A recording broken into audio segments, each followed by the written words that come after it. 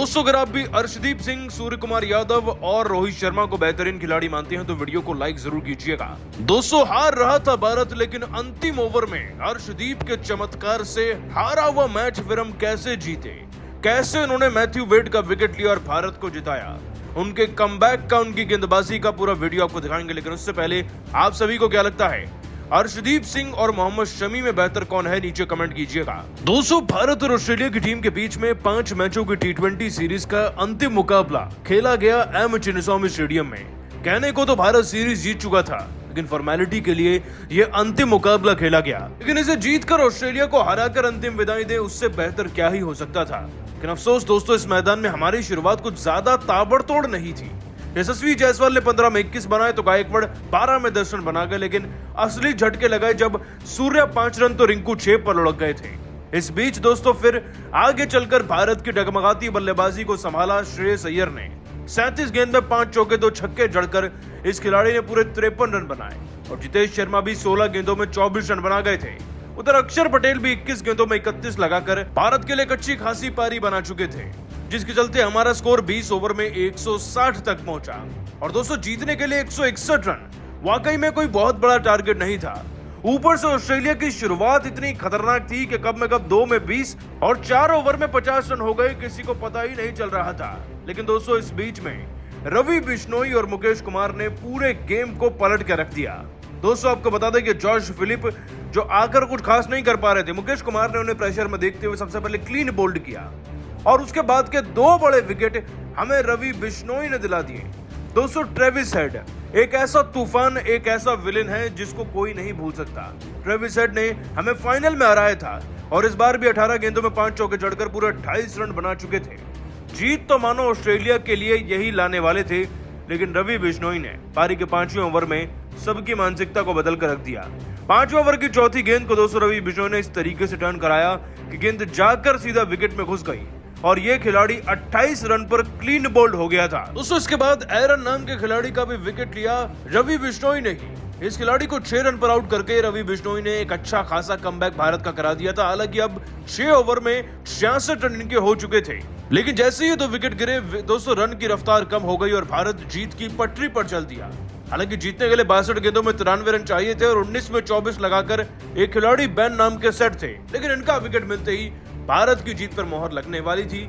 और दोस्तों, ये कहना गलत नहीं होगा कि इनकी गेंदबाजी से हम वाकई में जीत ही चुके थे। लेकिन दोस्तों, गेंदबाजों की गेंदबाजी से मैच भले ही पलट रहा था, लेकिन उतनी तेजी से रन भी बन रहे थे आगे चलकर। जी हां, आपको बता दें कि आगे चलकर ऑस्ट्रेलिया की टीम की तरफ से खिलाड़ी बेन ने जहां 54 रन ठोक दिए थे, तो हर कोई 10-15 रन बनाकर जा रहा था। इनफैक्ट कप्तान मैथ्यू वेड तो 15 गेंदों में 22 रन लगा चुके थे और इन्हीं की वजह से मैच अपने अंतिम चरण यानी कि आखिरी ओवर तक पहुंच गया। दोस्तों, 6 गेंद में 10 रन चाहिए थे, सबकी सांसें हलक में अटक चुकी थी। और दोस्तों, इस ओवर की पहली गेंद पर अर्शदीप ने कोई रन नहीं दिया।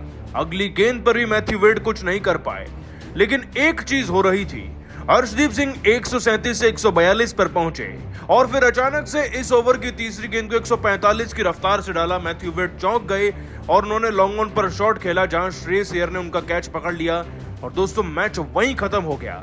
चाहिए तो ऑस्ट्रेलिया को 3 गेंदों में 10 रन थे, लेकिन दोस्तों अर्शदीप ने 1 गेंद 8 रन तक मैच को पहुंचाकर भारत को जिता कर रख दिया।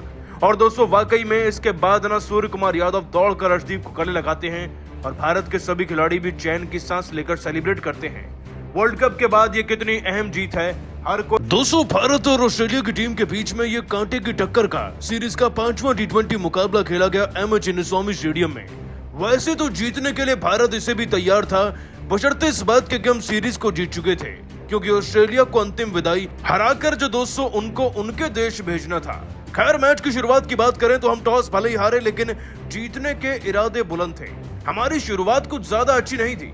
दोस्तों, बल्लेबाजी में यशस्वी इस बार 15 में 21 तो 12 में 10 गायकवाड़ बना पाए और सबसे बड़े झटके लगे जब दोस्तों सूर्या और रिंकू ना 5 और 6 के नंबर पर आउट हो गए। अब ऐसी बल्लेबाजी होनी थी तो भला टीम का तो बिखरना तय था, लेकिन बिखरती हुई टीम को 3 खिलाड़ियों ने संभाला। दोस्तों, भारत के मजबूत 3 स्तंभ बने आज श्रेयस अय्यर, जिन्होंने 37 में 5 चौके 2 छक्के लगाकर 53 रन बनाए। उधर जितेश की बात करें तो वो तो अलग ही ट्रैक पर चल रहे हैं। 16 गेंदों में 3 चौके 1 छक्का जड़कर 24 रन बना चुके थे और अक्षर पटेल ने 21 गेंदों में 2 चौके 1 छक्का लगाकर 31 रन बना दिए थे। यानी कि भारत का टोटल 160 पहुंच गया था और टारगेट मिला 161 रन का। दोस्तों 161 का टारगेट टी20 में ऑस्ट्रेलिया के सामने कुछ ज्यादा नहीं, लेकिन इसे डिफेंड करना ना भारत को अच्छे से आता है। दोस्तों आपको बता दें कि इस बात के बावजूद कि ऑस्ट्रेलिया की शुरुआत काफी ताबड़तोड़ और आक्रामक थी, जिसमें ट्रेविस हेड मेन विलन बन रहे थे, जो 18 में 28 रन लगा चुके थे 5 चौके 1 छक्का जड़कर, रवि बिश्नोई आज 2 खिलाड़ियों को खा गए। सबसे पहला विकेट दोस्तों मुकेश कुमार ने जॉश फिलिप के रूप में लिया, लेकिन इसके बाद ट्रेविस हेड को क्लीन बोल्ड करने वाले पारी के 5वें ओवर में रवि बिश्नोई बने। उसके बाद एरन नाम के खिलाड़ी को भी इन्होंने आउट किया और दोस्तों ये आउट करने के बाद थोड़ी बहुत रन बनने की रफ्तार धीमी हो गई थी। हालांकि अभी भी एक खिलाड़ी बेन 28 गेंदों में 38 रन बना चुके थे और टिम डेविड भी 16 रन बना चुके थे। जीतने के लिए 45 गेंद में 70 रन चाहिए थे अब ऑस्ट्रेलिया को। लेकिन दोस्तों फिर आया मैच का वो टर्निंग पॉइंट जिसने भारत को जिता के रख दिया। आपको बता दें कि अर्शदीप की गेंद पर बैन नाम का खिलाड़ी जो 36 में 54 रन लगा चुका था ना, वो रिंकू के हाथों कैच आउट हो गए और वहीं से मैच में भारत की वापसी हुई और आगे चलकर रनों का अंतर इतना ज्यादा बढ़ गया कि भारत इस मैच को जीत गया। लेकिन दोस्तों सीरीज जिताकर अब 4-1 से ना सूर्य कुमार यादव बहुत भावुक हो गए और अपने बयान में रिंकू से लेकर रोहित शर्मा पर और अक्षर पर भी कुछ ऐसा कह गए कि सुनकर आप भी भावुक हो जाएंगे। आपको बताएं दोस्तों, फाइनल के बाद ऑस्ट्रेलिया के खिलाफ सीरीज जीतकर बदला पूरा करने पर सूर्य ने कहा, ये जीत केवल मेरी नहीं बल्कि पूरी टीम की है। इनफैक्ट हम 140 करोड़ भारतीयों की है जिन्होंने फाइनल में भारत को हारता हुआ देखा था। मैं जानता हूँ वर्ल्ड कप की हार का बदला या फिर उस जख्म को तो नहीं भर पाऊंगा, परंतु इस सीरीज को जीतकर हमने, मुझे लगता है कि भारतीय फैंस के दिल में एक बार फिर से थोड़ी बहुत जगह तो बनाई होगी। इस सीरीज की बात करूं तो वो हर एक खिलाड़ी जो युवा है, जो आईपीएल में अच्छा करता है, उसने पूरी जी जान कर दी रोहित और कोहली के बिना भी अच्छा प्रदर्शन करने की। मैंने तो केवल कप्तानी करी, लेकिन असल मेहनत रिंकू सिंह व बाकी युवा खिलाड़ियों की है जिनके दम पर हम मैचेस और सीरीज को जीत पाए। और आज के मैच में भी रवि बिश्नोई हो, रिंकू सिंह हो या फिर अक्षर पटेल, सबके एकजुट प्रदर्शन ने ही हमें विजयी बनाया है। आज भावुक हूं कि रोहित भाई टीम के साथ नहीं हैं, लेकिन अगर होते तो मुझसे ज्यादा वो दोगुना खुश होते, क्योंकि भारत की जीत में ही उनकी खुशी छुपी है। इसीलिए कप्तान के तौर पर यह जीत उनके कदमों में समर्पित करना चाहूंगा और अपने भारतीय फैंस के नाम भी। अगर आगे मौका मिला तो देश को ऐसे ही जिताऊंगा। दोस्तों 5वां टी20 मुकाबला जीतकर भारत ने सीरीज को तो अपने नाम कर लिया, लेकिन एक खास अंदाज में। आपको बता दें कि पहले ही हम सीरीज तो जीत चुके थे, लेकिन ऑस्ट्रेलिया को भारत से जाने से पहले एक और हार दिखानी बहुत जरूरी थी ताकि टी20 वर्ल्ड कप के लिए उन्हें चेतावनी मिल जाए। लेकिन दोस्तों हर मुकाबले की तरह इसकी शुरुआत भारत के पक्ष में नहीं हुई। हमें पहले बल्लेबाजी मिली और बल्लेबाजी में इस बार ना तो जायसवाल चल पाए और ना ही गायकवाड़। दोस्तों जायसवाल 21 तो गायकवाड़ 10 रन पर आउट हो गए थे। इनफैक्ट सूर्य कुमार यादव खुद 5 रन तो रिंकू सिंह 6 रन पर आउट हो गए। भारत की कश्ती डगमगा ही रही थी कि मैदान में कदम रखा श्रेयस अय्यर ने और जबरदस्त तरीके से रखा, क्योंकि 37 गेंदों में 5 चौके 2 छक्के लगाकर 53 रन लगाकर भारत के लिए एक बहुमूल्य पारी इस खिलाड़ी ने जोड़ी। और इतना ही नहीं, जितेश शर्मा भी 16 गेंद में 3 चौके 1 छक्का लगाकर 24 रन बनाकर गए। तो अक्षर का तो क्या ही कहना, 21 गेंदों में 2 चौके 1 छक्का जड़कर इस खिलाड़ी ने भी पूरे 31 रन बना दिए थे।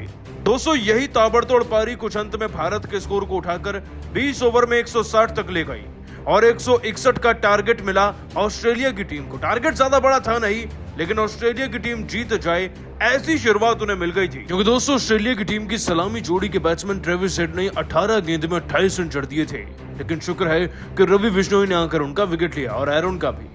इनफैक्ट अर्शदीप सिंह ने बेन का विकेट लेकर मैच को पलट कर रख दिया था, लेकिन मैथ्यू वेड 15 गेंद में 22 रन बनाकर इस मैच को अंतिम लम्हों तक ले गए, जब 6 गेंद में 10 रन चाहिए थे।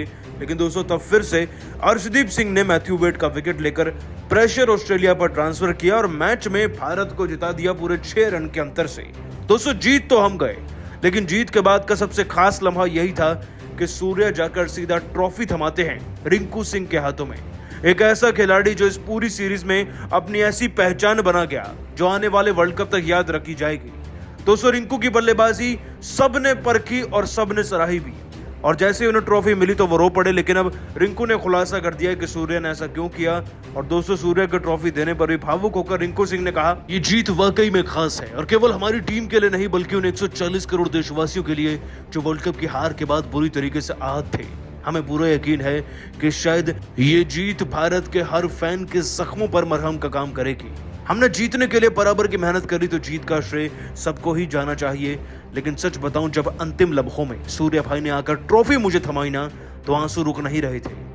ऐसा पहली बार हुआ है जब किसी कप्तान ने ऐसी कोई हरकत मेरे साथ की हो, और मैं दिल से कहना चाहूंगा कि उनसे बेहतर T20 कप्तान मैंने रोहित भाई के बाद कोई देखा ही नहीं है। वो ऐसे कप्तान हैं कि अपना नंबर छोड़कर आपके लिए प्रयास करेंगे। वो ऐसे कप्तान हैं जो आपको हमेशा मुश्किलों में समर्थन करेंगे। अच्छाइयों में तो सब आते हैं, और उनका ट्रॉफी देना मेरे लिए किसी वरदान से कम नहीं। उम्मीद है मैं भारत के लिए ऐसे ही खेलता रहूं। दोस्तों, रिंकू सिंह का बयान वाकई में दिल जीतने वाला है, और जो सूर्या ने ट्रॉफी उन्हें दी उसके बारे में तो क्या ही कहें। लेकिन आप सभी को क्या लगता है कि रिंकू सिंह को अगले वर्ल्ड कप में खिलाना चाहिए या नहीं? नीचे कमेंट करके जरूर बताइएगा और सब्सक्राइब कीजिए हमारे चैनल को। धन्यवाद।